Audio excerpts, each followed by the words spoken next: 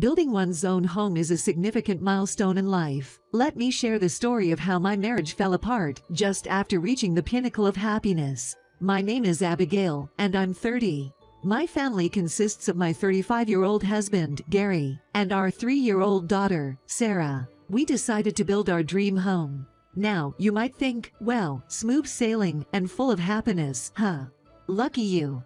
That's what most people would assume. But for me, it's far from the truth. Recently, between the ongoing construction of our new house and issues with my in-laws, I've had endless worries. The first crack in our relationship started when we left Sarah at my in-laws' house. Both my husband and I work, so we hardly have any free time during the weekdays. We usually spend our weekends searching for the right materials and consulting on the house's design. When we'd bring Sarah along, she'd get bored and restless, so we'd usually leave her with my parents who live nearby. But one morning, my father fell ill and had to go to the doctor, so he couldn't look after Sarah. I thought we should cancel our plans for the day. However, Gary suggested, what about leaving her at my parents' place? To be honest, I don't get along well with my in-laws. They believe there's no need to respect their son's wife. In their eyes, since I married into the family, they can say whatever they want. What era are they living in? And I felt bad suddenly asking them to babysit a 3-year-old. But if we postpone today's consultation, the house's completion would be delayed.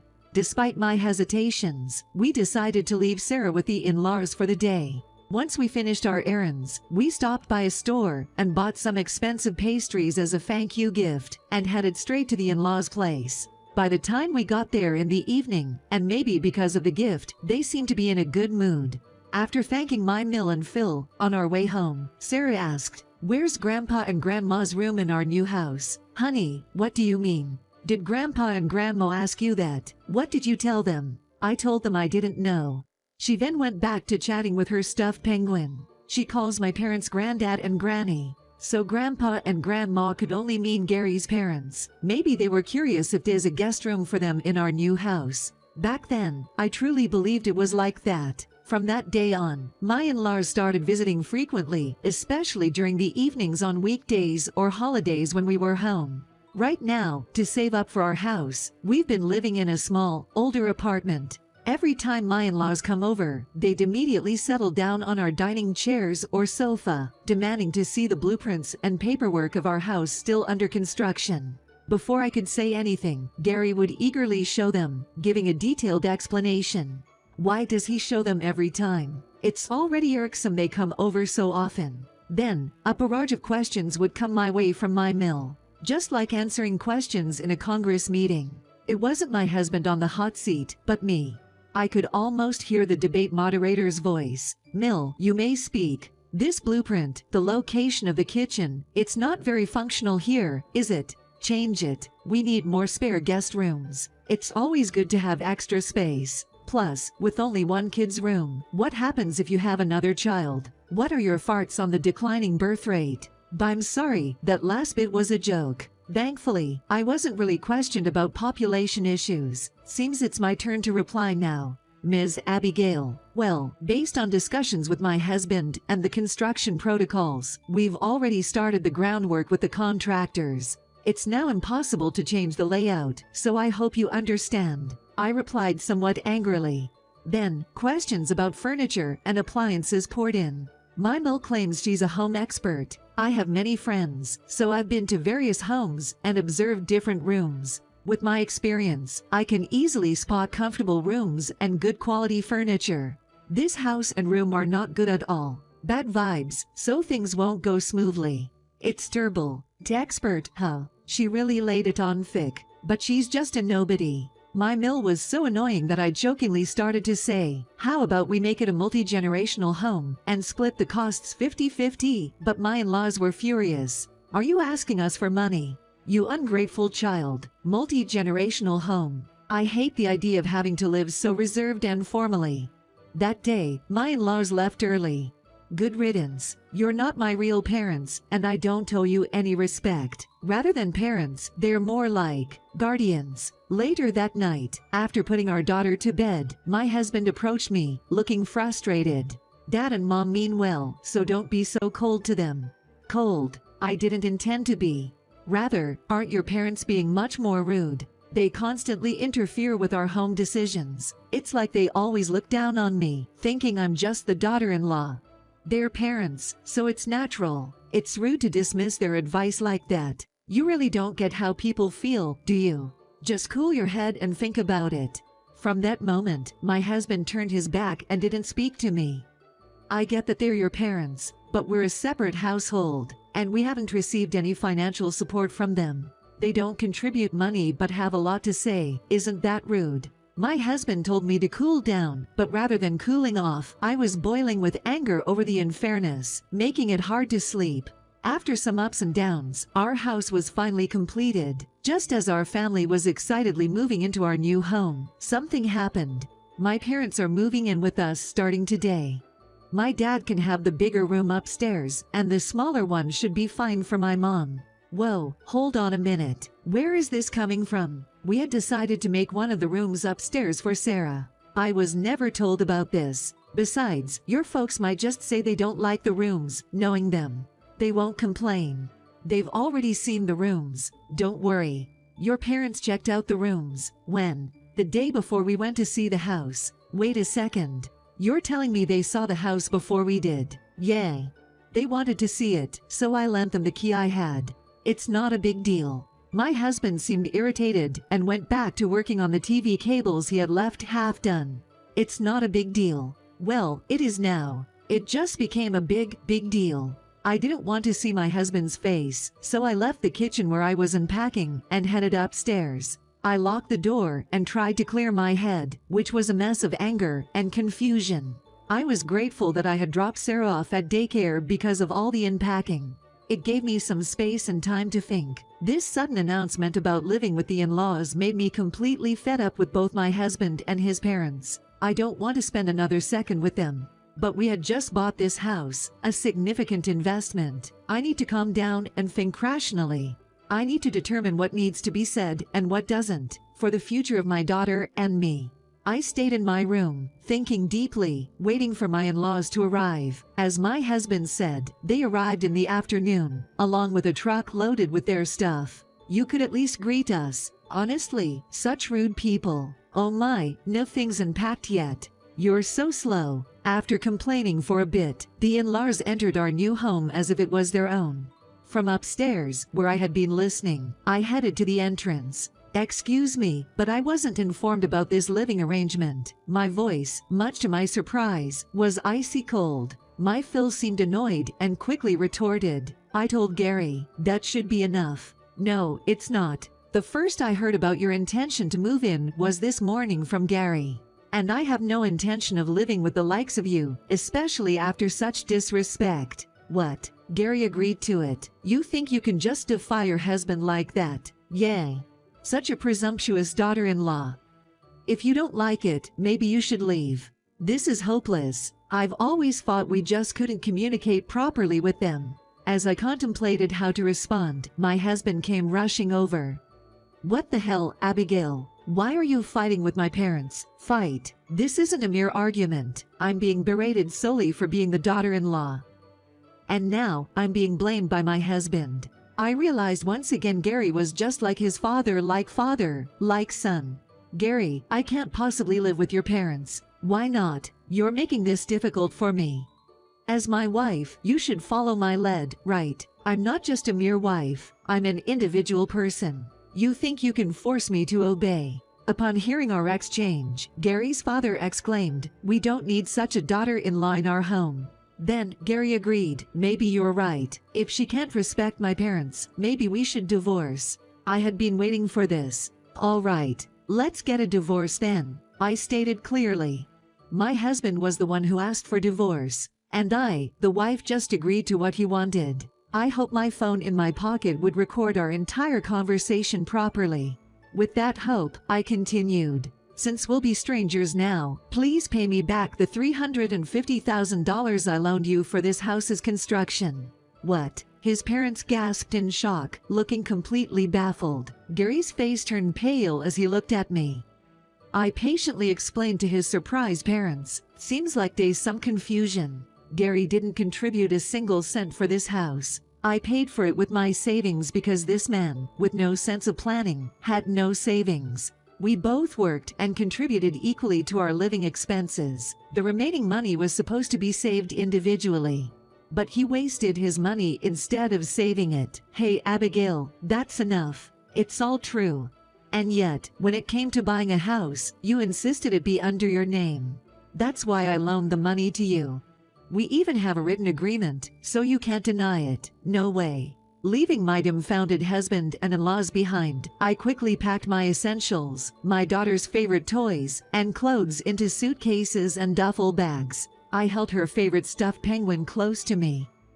I loaded everything into my compact car and drove off, bidding farewell to the newly built house I had briefly called home. I picked up my daughter from daycare and headed to my parents' home in Nebraska. My parents, in their sweats, were taken aback by my sudden appearance with so much luggage. It's sudden, and I know it's a bother, so if it's inconvenient, I can stay at a motel. I asked hesitantly, and they quickly assured me it was fine. Later I found out that they had been worried I might harm my daughter or myself. In reality, I had sworn to protect her no matter what. I shared the whole story with them. I explained my decision to divorce Gary, and my determination to raise our daughter alone. They promised they would fully support me. They also suggested I stay with them for a while. This offer was a great relief since I was working. That night, I documented all that had transpired between Gary, his parents, and me. I also saved the voice recordings of our conversations on my computer and external drive. Armed with this evidence, I visited several law firms on my days off. Finally, I found a trustworthy lawyer and formally hired them. With the hustle and bustle of everyday life, a week flew by since the day I left my new house. On that day, after finishing work and leaving the office, someone was waiting for me.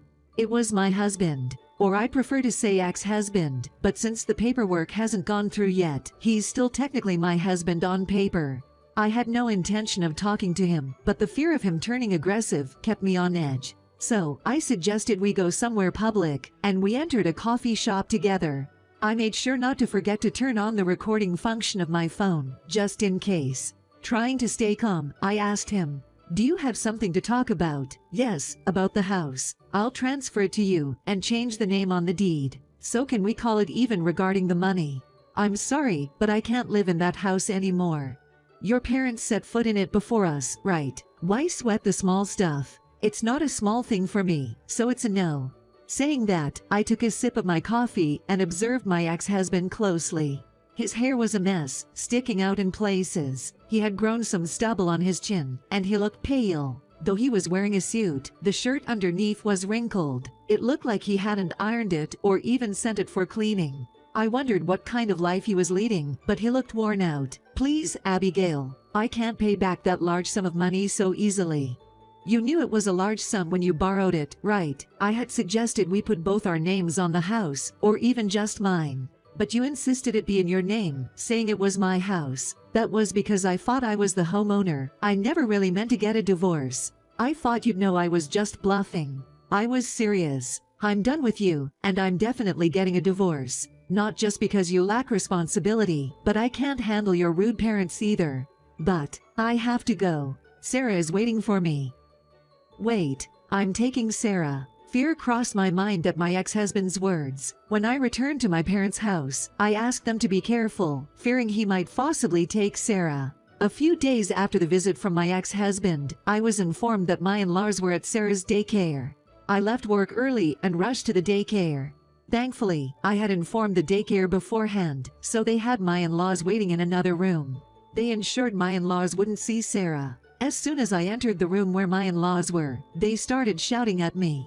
"Give us our granddaughter back, you gold-digging thief." "What do you mean by thief? I haven't stolen anything." "If you're not a thief, then you must be a con artist. You must have done something shady to get that kind of money. At your age, it doesn't make sense for you to have so much money." "No, all the money I lent to Gary was mine. It's all hard-earned. It's a combination of my savings and the gift money given to me by my parents and my grandmother." "What? Gift money?" "Yes, every year, they gifted me a certain amount so it wouldn't incur taxes. it was directly deposited into my account. That, combined with the money I got from selling some stocks under my name and my savings, is the total amount. You mean all that money was really yours? Didn't you give any gift money to Gary? You can still do it, you know. My Phil grunted and went silent. They splurge on expensive things and like to show off, loving luxury above all. Being a regular working-class family with no passive income, it's clear they probably don't have much in savings. It's pretty obvious they'd never have thought of gifting money like my parents did.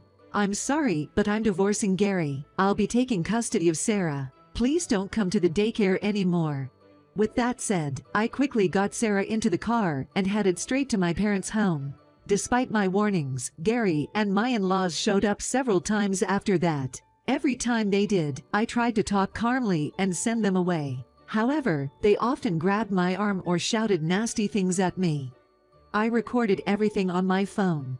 About a month after I left our new home, I sent a letter through my lawyer, demanding repayment of debts and a divorce agreement. My ex-husband generally agreed, but he wanted to fight for custody of Sarah. However, when I mentioned I'd ask for alimony due to the divorce, his face went pale. He became much quieter. After all, I had plenty of evidence against him.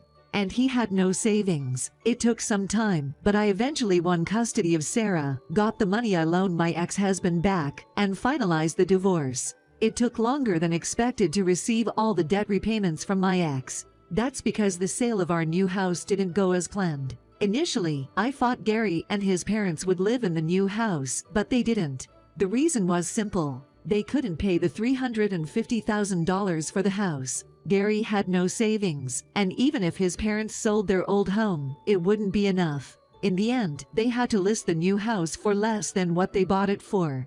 After several price drops, they finally found a buyer. The difference between the buying and selling price, along with the real estate commission, was borrowed from the bank by my ex. Losing the house and being in debt, my ex ended up living with his parents in their old, run-down house. To add to that, Gary's divorced sister moved back in with her 2 teenage sons. Those sons are in middle school and high school. Their cramped and old home, now housing 6 people, became infamous in the neighborhood for the constant arguing. Thankfully, that family no longer bothered us. Given that he can barely afford child support, it's no surprise he has no face to show around. 4 years have passed since then, and my daughter Sarah is now in the 2nd grade. We currently rent a place near my parents' home. On days when I get home late, my parents look after Sarah. We're getting by and enjoying our days together. I thought of staying single and living this way forever, but I've started dating someone. He's a 36-year-old man with a previous marriage and a 1st-grade daughter. We started talking because we often ran into each other during drop-offs and pickups, and he confessed his feelings for me. Lately, we've been going out together with our daughters. The other day, Sarah casually mentioned, if we ever build a house, it'd be nice if all 4 of us had our own rooms, and maybe we could get a dog. My heart skipped a beat. Actually, he proposed to me a while ago. Both of us also have daughters to think of first, so I haven't given him a proper answer yet, but I've made up my mind. I approached Sarah, hugged her tight, and said, "That sounds wonderful. I'd love to build a new home. This time, we can discuss it as a family and make sure it's a home where everyone can be happy."